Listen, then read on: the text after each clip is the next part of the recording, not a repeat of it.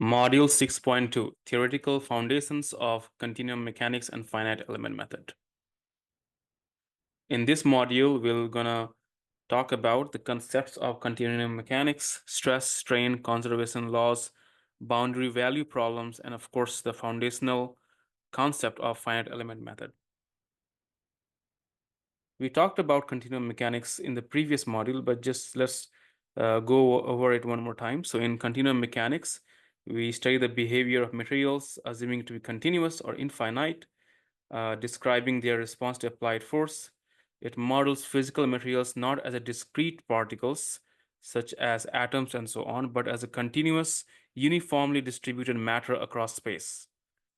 And the fundamental assumptions are continuity. So the materials are continuous and they are homogeneous and they're isotropic usually.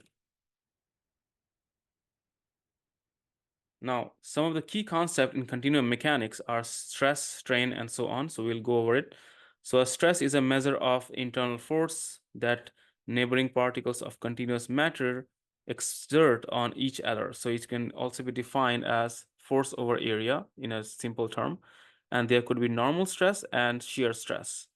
So normal stress, if you apply a load on x direction and measure it in the x direction, so this is normal stress, but you apply the stress on x direction and measure it on y direction or some other direction, then that will be shear stress. So you can see sigma xx is basically apply stress in x and measure in x, but while sigma xy shear stress because you apply in x and measure in y and so on. So the normal stress, as we said, acts perpendicular to the surface, and it could be compressive stress, and or it could be tensile stress. So tensile stress are especially important for metallic system, while compressive stress are very important for brittle systems and so on. And shear stress, as we discussed, it acts parallel to the surface, not perpendicular, and it distorts the material without necessarily changing its volume. So you might be able to keep the volume same, but still apply stress, but that's not the case for normal stress. Same idea with strain. Strain is delta L over L0, or in other words, the change in the displacement with respect to the original reference length. And it's dimensionless. Typical units are expressed as a ratio. It can also be normal strain and shear strain, very similar to the idea of stress, and is very relevant for materials properties such as elastic modulus and plastic deformation and so on. So based on how much strain you are providing, we also saw that in the previous exercises of DFT and MD simulation, after certain strain, the material will not come back and behave plastically. So that's why understanding the strain and yield strain and yield stress is very important. Some of the important laws in continuum mechanics are conservation of mass, conservation of momentum. We discussed them previously as well, but here are their mathematical form. So in conservation of mass, basically it says mass cannot be created or destroyed. And of course, this is from classical perspective. And you can see the equation for this is the change in mass with respect to time, and rho v is where v is velocity is equals to 0. So basically that's how we mathematically represent conservation of mass. Similarly, with the conservation of momentum, is directly follows from the Newton's laws of motion, especially the second law, and states that the rate of change of momentum of a material volume is equal to the sum of external forces acting on it. So momentum is a vector quantity, so because v is vector, and its density is given by g rho v, and the principle leads to the Cauchy momentum equation in continuum mechanics. So Cauchy momentum equation, we will not go in detail of this, but it's an important equation as well in continuum mechanics, where we say that the rate of change of velocity, that is acceleration, and rho is equals to the Cauchy stress and with along with the forces that are acting, such as the gravity and so on. So These two are kind of fundamental laws in continuum mechanics, and other more important probably is the conservation of energy. So the total energy of a material system is always conserved. So this is interesting because it's not just classical mechanics where this law follows, but even in quantum mechanics, relativistic mechanics, there is one really fascinating law in entire physics that actually holds really true, in my opinion. So this conservation of energy is an extremely important law, no matter what kind of problem you're trying to solve. So for a continuum problem, this principle says that the internal energy, kinetic energy, and the work done by the forces is conserved. And this is often expressed through the first law of thermodynamics. So we are saying that the change in the internal energy and how it's related to the rate of work done, the heat flux, and the heat source, and so on. It's very important for engineering applications, and it's the basis of computational methods such as finite element and CFD, computational fluid dynamics. And it's also very important for material science. We saw in the previous module as well, where we were trying to calculate the MD trajectory and so on. There also we were trying to conserve energy, especially for NVE ensemble and so on. Now let's talk about the boundary condition. These are extremely important concept in continuum mechanics. So the purpose of boundary conditions are they define the behavior of a physical system. So if you have a system such as a beam clamped on one end to the wall, it will behave differently compared to the beam uh, non-clamped or hanging from air and so on. So how we define the boundaries of the problem is extremely important. However, it's important to mention sometimes in engineering problem, it's difficult to define this. So what we do is the best we can guess and try to reproduce the experiment. So that's the way to do it. And there are different types of boundary conditions. There could be Dirichlet boundary condition, Newman boundary condition, and mixed boundary conditions. We also discussed this in previous modules, but let's go over it one more time. So in Dirichlet boundary condition, you have a value of a function which is defined at the boundary, while in Newman, you have a value of a derivative of the function. So for example, heat transfer and heat flux and so on. So the boundary conditions are crucial for ensuring the uniqueness and existence of the solution. So if you do not have a boundary conditions, then it's very difficult to solve that problem. And it reflects the physical constant and interaction of the system with the environment, which is important. So that's what it makes it different and applicable for engineering problems, and provide necessary information to close the system of an equation for numerical and analytical solutions. So these are very important. Now let's start the finite element methods. We saw in the previous module as well. The finite element method tried to have a finite view of the problem instead of infinite/continuum view of the problem. So that's why it's the finite element methods. And its engineering phenomenon can be expressed by governing equations and boundary conditions. So these governing equations are usually partial differential equations, and this FEM kind of approximates the partial differential equation into a set of simultaneous algebraic equations. And basically what it means is you can have any linear or nonlinear partial differential equations, and then you can recast them into this KU equals F kind of formalism, where if you can solve for U, which is a behavior, given the material parameters K and the applied action F, then you can solve any problem. So behavior U is unknown and should be solved and analyzed and plotted and so on. And FEM, as the name suggests, the finite element method divides the structure into several elements and then reconnects them at nodes where equations are solved. So let's take a look on the object on the left, which is the green shape here. Then we can have elements with which can kind of represent using triangles, and then you can see where this element, the green, orange, blue connects. So those are given by the circles, and then you can see those are called nodes. All right. So what we usually do is, instead of solving the problem of suppose stress, strain, and so on the entire object, we'll be solving them on the nodes.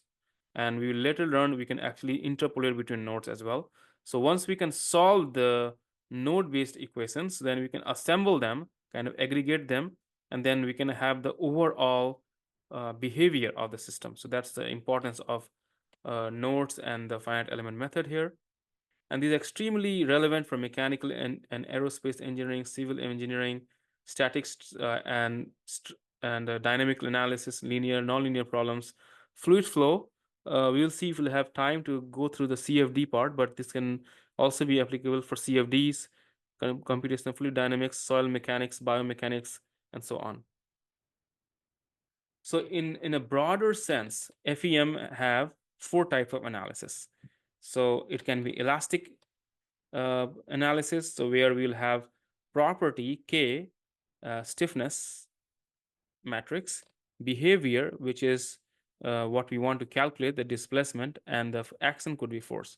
Similarly, there could be thermal related problems. So they are the property of materials that we need is conductivity, and the behavior you want to model is usually temperature, and action, which is force, is the heat source. And fluid problem usually is dealing with viscosity. It's a resistance to flow the fluid, and the behavior is velocity, and the action could be the body force. Similarly, in electrostatics, we might model permittivity or refractive index, and the behavior we want to model is electric potential, and the action could be charge. So also, although they could be individual problem, there are cases where you might want to combine thermal with elastic, thermal with electrostatic, fluid with thermal, and so on. So these all can be connected, and the beauty of finite element method is they can be solved even though they could be overlapping of physical phenomenon. So behavior U is unknown, and we want to always have material properties. So this can be obtained from experimental data. Unfortunately, there are not many experimental database of materials. So we might need DFT and MD calculation, and that's where the methods we learned in the previous model will be useful. And we might have a project. We'll try to connect this kind of data and have finite element model which are guided through the data derived from DFT. Maybe we'll think about an assignment about along those lines. And then once we determine the K and the F, then what we can do is we'll try to run a few examples of each of the above in the next module maybe. And then we can write this K, U, F in the particular order. And as we said, if you can have K inverted F, that will be U, which is the behavior. Although it might sound very simple, but it's extremely challenging, and we'll see this in the coming few slides, that how to solve for U.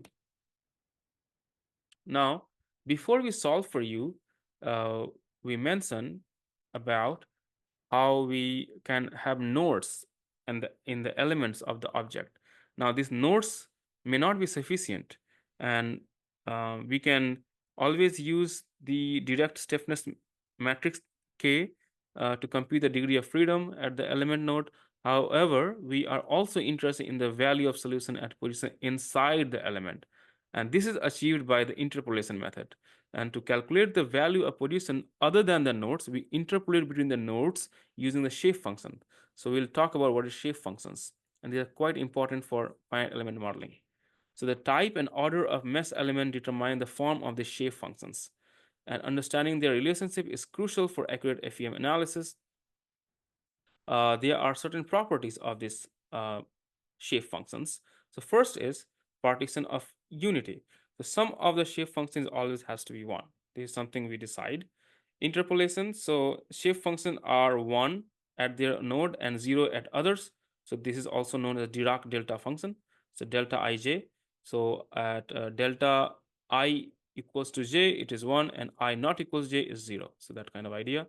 So a simple linear 2-node element is shown on the right hand side, and you can see you have xa and xb for element k, and the x and sb are the domains, and na, nb are the shape functions. All right. So you can see na is 1 at xa and 0 at xb, while the shape function nb is 0 at xa and non-zero at or 1 at xb. And it doesn't have to be 2. You can have na, nb, nc, n, so on to get the appropriate function that you want to model. And the mesh can be different types. It could be 1D elements, line elements, especially can be used for 1D problems. However, they are not very relevant for engineering applications. Other problems could be 2D and 3D. So in 2D, we can have triangle, quadrilateral, or 3D elements such as tetrahedral, hexahedral, and pentahedral elements. So as we discussed, mesh elements and shape function in FEM, in 1D, you can have linear elements, two nodes that we showed in the NA and NB and so on. And the shape function are linear polynomials. So you can have x2 minus x1 as denominator, which is the length, and x2 minus x. So x is a variable here.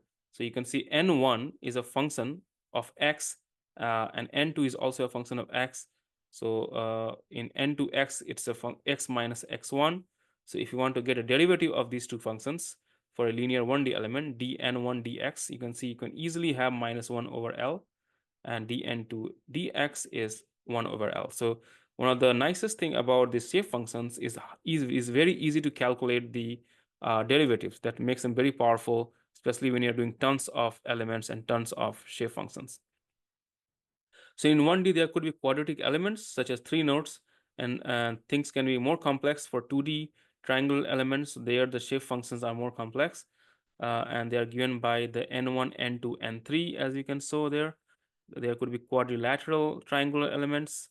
There can be bilinear quadrilateral elements with 4 nodes and 8 nodes, 9 nodes, and so on. And there are many, many other types of these are by no way the comprehensive list. These are just examples of the mesh elements and shape functions. Now, I think it's better to see this in practice. How does it look like? So in this animation, or in this picture, we show you the 6 kind of plots and the effect of increasing the number of nodes on the accuracy. So if you see on the left hand side, we show that we have a function here given in blue. It's a kind of a wave, right? And then we try to model this using a 2 or 1 number of element function. So you can see it can barely capture anything, but if you increase number of element to 2, yes, it can capture something. On the right, if you see number of elements 3, then we'll have some other phenomenon, and so on. When you have around 23, that's a right bottom picture, you can see the red and the blue line really looks very close. So this is kind of analysis we want to do when we try to run finite element calculations, because you can get the derivatives of the shape function and at their points very easily.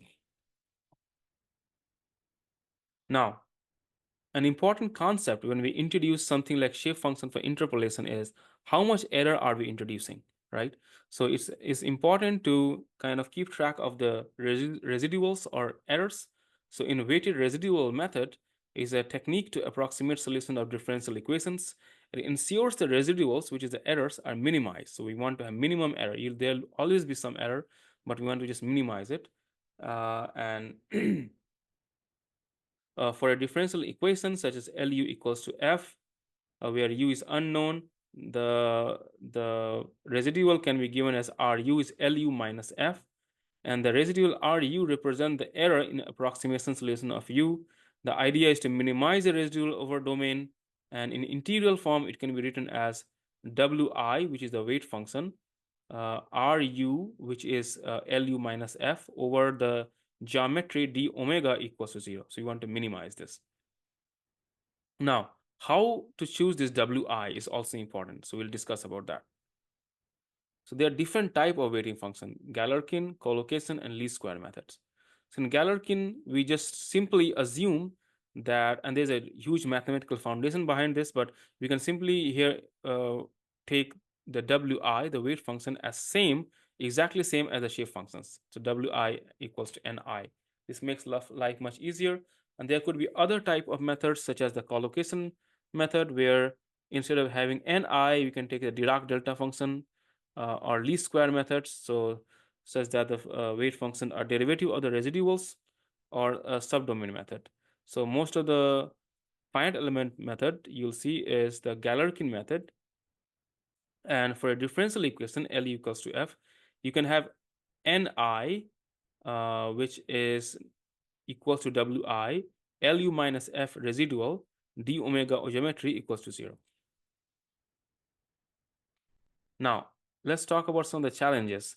So as you can see, if we have more and more shift functions, interpolation functions, nodes, elements, different types of complicated elements, it can be very computationally demanding. And sometimes we have to balance between accuracy and computational cost. And it can be especially tricky when you have complex geometry. Then you might want to have very small mesh elements around corners or complex geometry. So that makes the solution very difficult. So one way to there are different ways to kind of have a future directions for finite elements. So it could be multi-skill modeling, integration with machine learning. They're having some work where some of the predictions from finite element can be in a way replaced with with machine learning methods. And of course, how to have these kind of models directly plugged into factories or industries. So we don't have to take data from industry and do our analysis, but actually on real time. If you can have simulation technology, it will be good for future. So these are some of the future innovative trends.